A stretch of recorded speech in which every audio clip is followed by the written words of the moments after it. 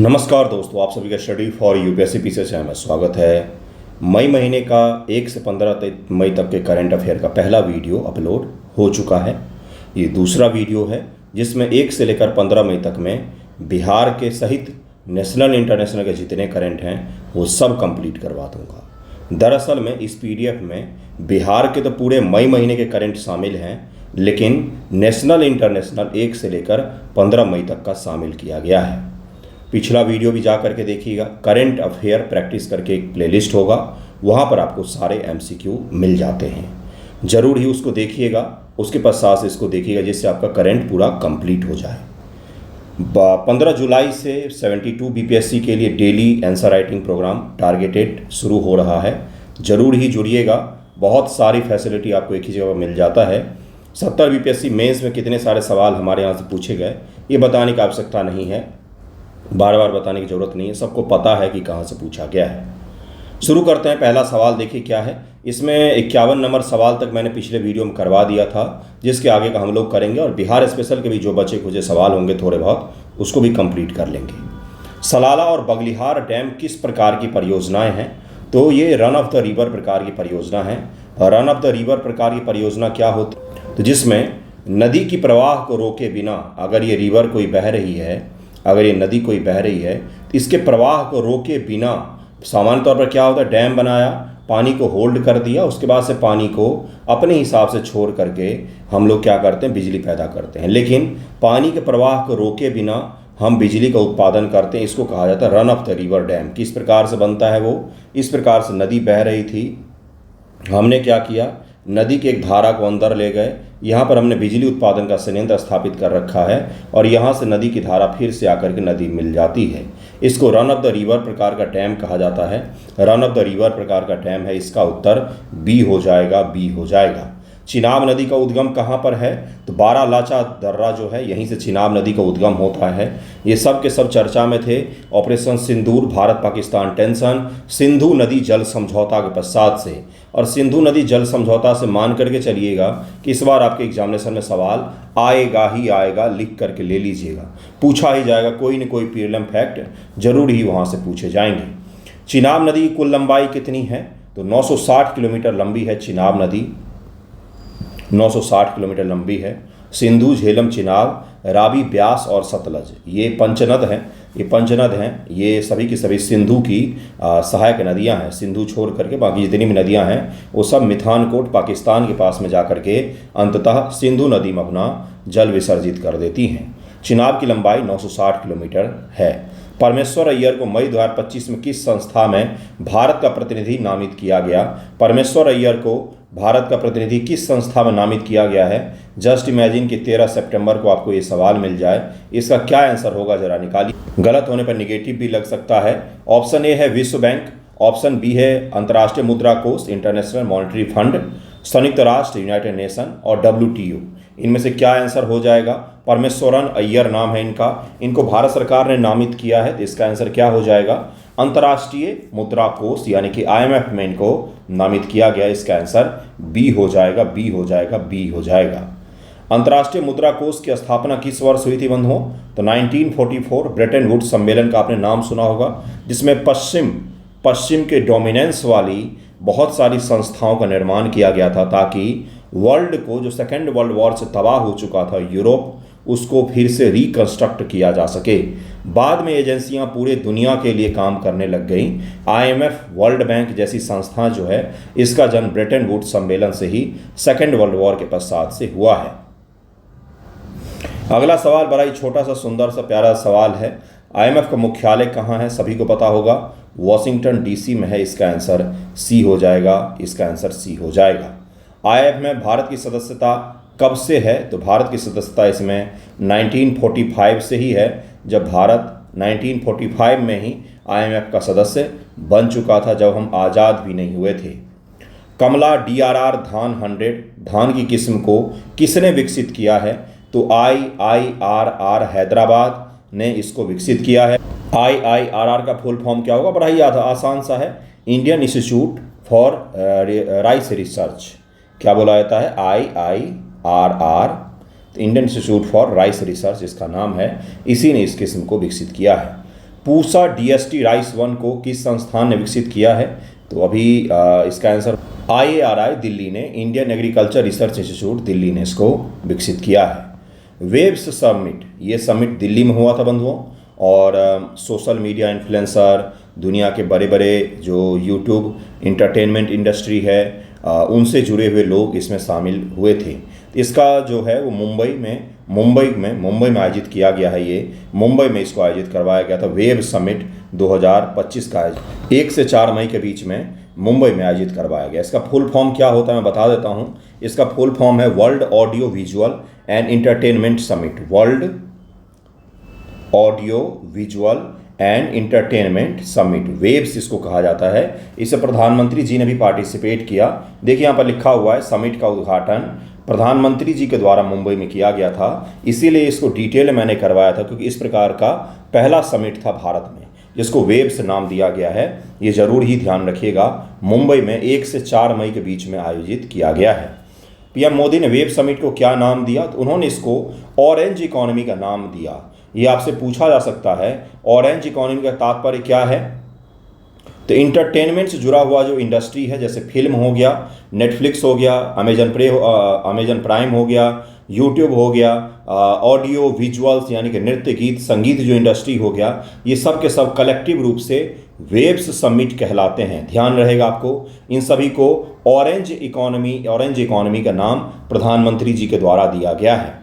Orange economy यानी कि रचनात्मक अर्थव्यवस्था, क्रिएटिव अर्थव्यवस्था जो है, जिस क्रिएटर्स की अर्थव्यवस्था, क्रिएटिव अर्थव्यवस्था, वही इसको नाम दिया गया ऑरेंज इकोनॉमी। अलग से इसको याद रखिएगा क्योंकि ये पूछा जा सकता है। ऑरेंज इकोनॉमी का नाम प्रधानमंत्री जी के द्वारा दिया गया है और वहाँ पर ये ऑरेंज इकोनॉमी ही सबने इसको कहा भी है। न्यूज़पेपर में भी ऑरेंज इकोनॉमी 2-3 दिनों तक काफ़ी चर्चा में था। वेब्स समिट में भारत की रचनात्मकता को बढ़ावा देने के लिए क्या नारा दिया गया? तो create in India, create for the world, यानी कि भारत में बनाइए।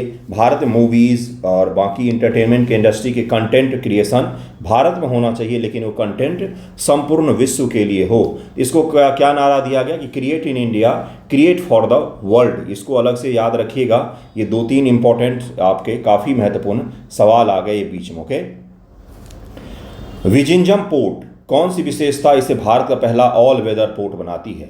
विजिंजम पोर्ट केरल में, इसका उद्घाटन किया गया कुछ दिन पहले ही, और भारत के सबसे गहरे वाटर वाला पोर्ट में से एक बन गया है ये। यहाँ पर बड़े से बड़े कंटेनर जहाज को डायरेक्ट भारत के कोस्ट तक लाया जा सकता है, जिसको पहले हमें श्रीलंका में रोकना पड़ता था। वहाँ से छोटे जहाज़ों में हम सामान भर करके भारत लाते थे। तो विजिंजम पोर्ट जो है ये केरल में, इसका उद्घाटन प्रधानमंत्री जी के द्वारा किया गया। और ये जो पोर्ट है इसकी खासियत क्या है? तो बहुत सबसे बड़े कंटेनर जो दुनिया में कंटेनर जहाज़ होते हैं वो भी आसानी से भारत के कोस्ट तक पहुंच सकते हैं। पहले वो भारत के कोस्ट तक नहीं आ पाते थे। हमें अंतर्राष्ट्रीय किसी बंदरगाह जैसे कोलंबो पोर्ट पर उनको रोकना पड़ता था और वहाँ से छोटे छोटे जहाज़ों में सामान भर करके भारत लाना पड़ता था। इसका आंसर हो जाएगा बी। गहरे पानी और हर मौसम में काम करने की क्षमता से निर्मित है, सुसज्जित है। विजिंजनम पोर्ट इसका नाम है। केरल में बनाया गया है। केरल भारत के वेस्टर्न कोस्ट पर है। मालाबार तट भी इसको कहा जाता है बंधुओं। मालाबार तट, मसाला तट भी कहा जाता है। और सबसे दक्षिणतम ये पोर्ट बन जाएगा वेस्ट कोस्ट पर, भारत के वेस्ट कोस्ट पर सबसे दक्षिणतम पोर्ट बन जाएगा विजिंजनम पोर्ट। मैंने इसके बारे में काफ़ी डिटेल में पढ़ाया था। अडानी का भी योगदान इसे माना जाता है इसको बनाने में। विजिंजनम पोर्ट में कौन सी तकनीक उपयोग की गई है? तो AI चालित नियंत्रण कक्ष VTMS का उपयोग किया गया है।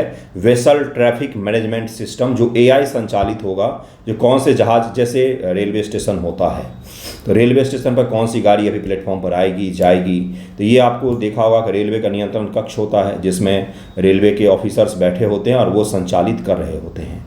तो उसी प्रकार का जहाज का भी होता है। पोर्ट पर कौन सा जहाज आएगा, कौन सा जाएगा, ये भी तो कोई तय कर रहा होता है ना। तो यही चीज़ काम अब इस AI ड्रिवन सिस्टम के द्वारा करवाया जाएगा। बहुत ही हाईटेक पोर्ट का निर्माण भारत में किया गया है। और ये जो VTMS है इसका निर्माण IIT मद्रास के द्वारा किया गया है। IIT मद्रास के द्वारा इस सिस्टम को बनाया गया है। प्राकृतिक हाइड्रोजन को क्या कहा जाता है? प्राकृतिक हाइड्रोजन को व्हाइट हाइड्रोजन कहा जाता है। प्राकृतिक हाइड्रोजन को व्हाइट हाइड्रोजन या जियोलॉजिक हाइड्रोजन कहा जाता है। ये इसको जरूर याद रखिएगा। नेचुरल हाइड्रोजन और व्हाइट हाइड्रोजन और जियोलॉजिकल हाइड्रोजन इसको कहा जाता है। प्राकृतिक हाइड्रोजन की खोज में भारत का कौन सा संगठन सक्रिय है? ISRO, director general of hydrocarbons, DRDO, BARC, ये 4 संस्थाओं के नाम लिखे हुए हैं। प्राकृतिक हाइड्रोजन की खोज में कौन से संगठन सक्रिय है? इसका आंसर क्या हो जाएगा? डायरेक्टरेट जनरल ऑफ हाइड्रोकार्बन्स जो है ये यहाँ पर सक्रिय है। इसका आंसर बी हो जाएगा। ये चर्चा में था इसीलिए मैंने करवाया था। भारत प्राकृतिक हाइड्रोजन भंडार कहाँ होने की संभावना व्यक्त की जा रही है? तो अंडमान, छत्तीसगढ़ और राजस्थान में भारत सरकार के द्वारा बहुत बड़े स्तर पर इसकी खोज जारी है, क्योंकि अगर हमारे हाथ ये लग जाता है तेल पर हमारी निर्भरता कहीं ना कहीं कम हो जाएगी। कुछ दिन पहले ही न्यूज़ भी फ्लैश हुआ था कि भाई अंडमान निकोबार द्वीप समूह में भारत ने बड़े स्तर पर प्राकृतिक हाइड्रोजन ढूंढे हैं, लेकिन अब वो न्यूज़ कहीं पर भी दिखता नहीं है, उस पर कोई अपडेट भी आना अभी बंद हो गया है। नेशनल ग्रीन हाइड्रोजन मिशन का लक्ष्य क्या रखा गया है? तो 121 SRB स्टेशनों की स्थापना, जिससे देश में ग्रीन हाइड्रोजन का उत्पादन को बढ़ाया जा सके। इसका आंसर हो जाएगा ए। ऑरेंज इकोनॉमी में कौन सा क्षेत्र शामिल नहीं है? मान लीजिए यही सवाल आपसे टकरा जाए 10 सितंबर को, तो इसका क्या हो जाएगा आंसर भाई? तो जीवाश्म ईंधन उत्पादन इसमें शामिल नहीं है। संगीत, फिल्म, डिजाइन, फैशन, गेमिंग और वास्तुकला ये सब इसमें शामिल होंगे। रचनात्मक, क्रिएटिव इकोनॉमी जितनी भी होगी वो सब के सब इसमें शामिल होंगी। वेब समिट में उद्घाटन गीत किसने रचा? तो AR Rahman, MM Keeravani. MM Keeravani कौन है? जिन्होंने नाटू नाटू सॉन्ग बनाया RRR का और ऑस्कर मिला इनको। AR रहमान को तो जानते ही हैं आप लोग। अनु मलिक और ऑप्शन डी है विशाल शेखर। तो 4 नाम दिए गए हैं। वेब समिट में उद्घाटन गीत किसके द्वारा बनाया गया है? तो इसका आंसर क्या हो जाएगा? 71 का आंसर हो जाएगा बी, यानी कि ऑस्कर विजेता संगीतकार MM किरवानी ने समिट का उद्घाटन गीत रचा है। इसका आंसर बी हो जाएगा। विजिंजनम पोर्ट का निर्माण किस समूह ने किया है? तो अडानी समूह ने किया है इस पोर्ट का निर्माण। इसका आंसर बी हो जाएगा। यूक्रेन में कौन सा खनिज बैटरी उत्पादन के लिए महत्वपूर्ण है? दरअसल में ट्रंप को ये खनिज चाहिए था, तो ग्रेफाइट है। ग्रेफाइट बैटरी उत्पादन में सबसे महत्वपूर्ण खनिज माना जाता है। भारत के पश्चिमी तट का सबसे दक्षिण बंदरगाह कौन सा है? सबसे दक्षिणी, तो विजिंजनम ही हो जाएगा। विजिंजनम ही हो जाएगा। वाधावन है, JNPT है और बहुत सारे पोर्ट हैं। मैंगलोर का पोर्ट है, कोची केरल में भी पोर्ट था। अब तो सबसे दक्षिणतम कौन सा हो जाएगा? विजिंजनम पोर्ट है जो केरल में स्थित है। वेब्स अवार्ड्स का उद्देश्य क्या रखा गया है? तो भारत की रचनात्मकता को सम्मानित करना, खेल उपलब्धियों को पुरस्कृत करना, वैज्ञानिक खोज को प्रोत्साहित करना, पर्यावरण संरक्षण को बढ़ावा देना। तो भारत की रचनात्मकता को सम्मानित करना, ऑनर इंडियाज क्रिएटिविटी, यही इसका लक्ष्य रखा गया है। जाति जनगणना को राष्ट्रीय जनगणना के साथ कब आयोजित करने की योजना है? उसी समय भारत सरकार ने इसकी घोषणा की थी। इसका आंसर हो जाएगा सी, 2025 में। 2025 में जनगणना शुरू किया जाता है अगर, तो उसी के साथ में कास्ट सर्वे भी इम्प्लीमेंट किया जाएगा। अब सरकार आपसे जातियाँ पूछेगी और जाति का क्या किया जाए? जनगणना किया जाएगा। देखिए जाति जनगणना जो है ये SC ST की तो पहले से ही हो रही है। धार्मिक गणना तो पहले से ही हो रही है। हिंदू, मुस्लिम, सिख, जैन सबको पता होगा आपको। आपने 2011 का जो सेंसस पढ़ा होगा प्रीलियम के लिए, पढ़ लिया है? नहीं पढ़ा है तो पढ़ लेना, 2 सवाल वहाँ से गारंटी होती है। तो सेंसस में आपको दिखा होगा SC आंकड़ा, ST आंकड़ा, हिंदू, मुस्लिम इनका आंकड़ा दिखा होगा, इनका एजुकेशनल भी दिखा होगा कि भाई कौन कितने पढ़े लिखे हैं। अब आपको OBC और अलग अलग जातियों के आंकड़े भी इसके साथ में दिखेंगे। क्यों किया जा रहा है? क्योंकि सामाजिक न्याय स्थापित करने की कोशिश की जाएगी। इसके बाद अगला मूव होगा, जो भारत में रिजर्वेशन पॉलिसी है उसको सुधारा जाएगा। उसमें 50% से ज़्यादा आप जातिगत आरक्षण नहीं दे सकते हैं, इसको और बढ़ाया जा सकता है। ठीक है, यही सब चीज़ें आगे होंगी। इसका आंसर देखिए। अगला सवाल क्या है? बिहार में जाति सर्वेक्षण कब आयोजित किया गया था? तो 2023 में किया गया था, लेकिन जाति सर्वेक्षण पर आधारित रिजर्वेशन को भारत के कोर्ट के द्वारा असंवैधानिक करार दे दिया गया है। तो यानी कि अभी अगला बैटल जो होगा ये केंद्र सरकार और कोर्ट के बीच में होगा, अगली लड़ाई, जिसमें अगर रिजर्वेशन पॉलिसी में रिफॉर्म किया जाता है, जो कि 2029 से पहले कर दिया जाएगा, तो फिर आपको अगला लड़ाई यहाँ पर भी देखने को मिल सकता है कोर्ट और सरकार के बीच में। ब्रिटिश शासन के दौरान अंतिम बार विस्तृत जाति डेटा कब एकत्र किया गया था? तो 1931 में किया गया था। 1931 में किया गया था, सांप्रदायिक पंचाट के लिए। वेब्स 2025 सम्मेलन का उद्घाटन किसने किया? अमित शाह, नरेंद्र मोदी, मुकेश अंबानी, नीता अंबानी। तो प्रधानमंत्री जी ने किया हुआ है। प्रधानमंत्री जी ने किया, नरेंद्र मोदी जी ने किया। वेब्स 2025 सम्मेलन कहाँ पर हुआ है?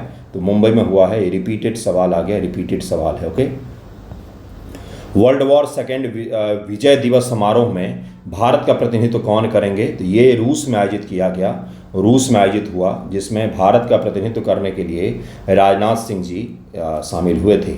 वर्ल्ड वॉर सेकेंड विजय दिवस समारोह कब आयोजित किया गया है? तो 9 मई को आयोजित किया गया, रूस में 9 मई को रूस में आयोजित किया गया है। भारत में पहली आधुनिक जनगणना कब हुई थी? आधुनिक जनगणना पूछा जा रहा है, तो 83 का आंसर क्या हो जाएगा? बी हो जाएगा। 1871 ईस्वी में लॉर्ड मेयो के समय में हुआ था। कौन था उस समय? मेयो था, भारत का वाइसराय मेयो था। और सुव्यवस्थित तरीके से कब से शुरू हुआ है? तो 1881 ईस्वी से रिपन के समय से सुव्यवस्थित तरीके से शुरू हुआ है, तब से लेकर चला ही आ रहा था। 2021 में कोरोना कारण से नहीं हो पाया, अब ये 2026 में आयोजित करवाने की संभावना है कि भारत सरकार अगले साल इसको आयोजित करवाएगी। ठीक है, ये याद रखिएगा। यहाँ से मैंने बिहार स्पेशल के सवाल करवा दिए थे बहुत सारे, अब जहाँ से बाकी होगा वहाँ से हम लोग आगे के बिहार स्पेशल के जितने भी सवाल बाकी हों उसे कर लेंगे। ज़्यादा नहीं है, 5-7 ही सवाल बाकी होंगे, ऑलमोस्ट मैंने करवा दिया था। और इससे आपका मई महीने का बिहार का पूरा ही करंट और नेशनल इंटरनेशनल 1 से 15 मई तक का कंप्लीट हो जाएगा। इसको एक बार और रिवाइज कर लीजिएगा। बुद्ध को ज्ञान की प्राप्ति कहाँ पर हुई थी? तो बोध गया में हुआ था, इसका आंसर सी हो जाएगा। गया जी को पवित्र सिटी के नाम से मान्यता दी गई है। गया का नाम परिवर्तित करके गया जी किया गया है, सी इसका आंसर हो जाएगा, सी इसका आंसर हो जाएगा। खेलो इंडिया यूथ गेम 2025 के उद्घाटनकर्ता कौन थे? वेरी वेरी वेरी इंपॉर्टेंट सवाल। आपको मैंने पिछले करंट अफेयर में बताया था कि बिहार के 5 शहरों में आयोजित हुआ, बिहार को 36 अवार्ड प्राप्त हुए हैं, 7 स्वर्ण, 11 सिल्वर और 18 जो है ब्रॉन्ज प्राप्त हुए हैं। ये मैंने आपको पढ़वाया था, याद भी करवाया था, आप भूल गए होंगे, भूलना नहीं चाहिए बिल्कुल भी इस तरह से। 104 का आंसर क्या हो जाएगा? राज्य खेल मंत्री के द्वारा उद्घाटन किया गया। खेलो इंडिया का गेम्स का आयोजन राज्य खेल विभाग के द्वारा किया गया। 1 मिनट इस सवाल में करेक्शन है, इसीलिए मैं यहाँ पर रुक गया था। इसका उद्घाटन प्रधानमंत्री मोदी जी के द्वारा पटना में किया गया है। मैं तिथि भी आपको बता देता हूँ, यहाँ पर ऑप्शन गलत दिया हुआ है, कभी कभार मिस्टेक हो जाता है, मिसटाइप है ये। इसका ऑप्शन जो होगा यहाँ पर प्रधानमंत्री जी ने किया था, 4 मई को किया है उन्होंने, 4 मई 2025 को उन्होंने इसका उद्घाटन पटना में किया है। तो वही मुझे लगा कि प्रधानमंत्री जी ने इसका उद्घाटन किया था, यहाँ पर दिया नहीं हुआ है। इसका आंसर क्या हो जाएगा? इसका आंसर हो जाएगा प्रधानमंत्री मोदी जी के द्वारा उद्घाटन किया गया। अगला सवाल है कि बिहार को PMFME योजना में कौन सा रैंक प्राप्त हुआ है? प्रधानमंत्री, इसका फुल फॉर्म बताता हूँ, बड़ा सा फुल फॉर्म है, प्रधानमंत्री formalisation of micro food processing enterprises. प्रधानमंत्री formalisation of micro food processing enterprises, ये इसका फुल फॉर्म है। इसका रैंकिंग निकाला गया इसका, तो इसमें बिहार ने कौन सा रैंक प्राप्त किया इस योजना को सही प्रकार से इम्प्लीमेंट करने में? तो बिहार ने प्रथम स्थान हासिल किया है। बिल्कुल इसको याद रखिएगा कि प्रधानमंत्री formalisation of micro food processing enterprises scheme में बिहार ने पहला स्थान हासिल किया है। अगला सवाल है कि जीविका किस क्षेत्र में कार्य कर रही है? इन विच सेक्टर? जीविका को जीविका ही कहा जाता है इंग्लिश में भी, जीविका इज वर्किंग। तो ये ग्रामीण आजीविका यानी कि ग्रामीण क्षेत्रों में रोजगार क्रिएशन में ये काम कर रही है। बिहार नीर योजना किन विभागों द्वारा संयुक्त रूप से लागू की जा रही है? इसका आंसर हो जाएगा बी, उत्पाद विभाग और जीविका के द्वारा इसको संयुक्त रूप से लागू किया जा रहा है। इतने ही सवाल थे इसमें, जिसमें बिहार स्पेशल कुछ सवाल बाकी रह गए थे, बाकी आपको नेशनल इंटरनेशनल के मैंने बहुत सारे सवाल करवा दिए हैं। 1 से 15 मई के बीच में जितने भी न्यूज़पेपर में करंट अफेयर आए थे उन सभी को मैंने करवा दिया आपको। बिहार का यूथ गेम 2025 भी वेरी इंपॉर्टेंट टॉपिक इस वीडियो में समाहित किया था मैंने। पिछले वाले वीडियो में यूथ गेम के सवाल ज़्यादा थे, आज आपको वेब समिट मिला है जिसके सवाल हैं। पिछले बारे में ऑपरेशन सिंदूर के भी सवाल मिले थे आपको। कृपया करके दोनों वीडियो को संयुक्त रूप से एक बार देख लीजिएगा, जो बहुत ज़्यादा इंपॉर्टेंट है। अब जो 15 मई से 30 मई का करंट अफेयर बचा है नेशनल इंटरनेशनल का और बिहार स्पेशल के भी जो भी इधर उधर से बाकी होंगे उन सभी को समाहित करके 2 और वीडियो में मैं मई का करंट कंप्लीट कर दूंगा। उसके बाद 2 से 3 वीडियो में जून का और 2 से 3 वीडियो में जुलाई का कंप्लीट हो जाएगा। यानी कि अगले 6-7 वीडियो में आपका जुलाई तक का करंट कंप्लीट हो जाएगा। अगर जितना दिन जुलाई में उस समय तक बीत जाएगा, अगर जुलाई मंथ निकल जाता है तब तो बहुत दिन हो जाएगा, नहीं तो 20 जुलाई के आसपास तक मैं हो सकता है कि जून का करंट पूरा कंप्लीट कर दूँ। ठीक है, धन्यवाद आप सभी का।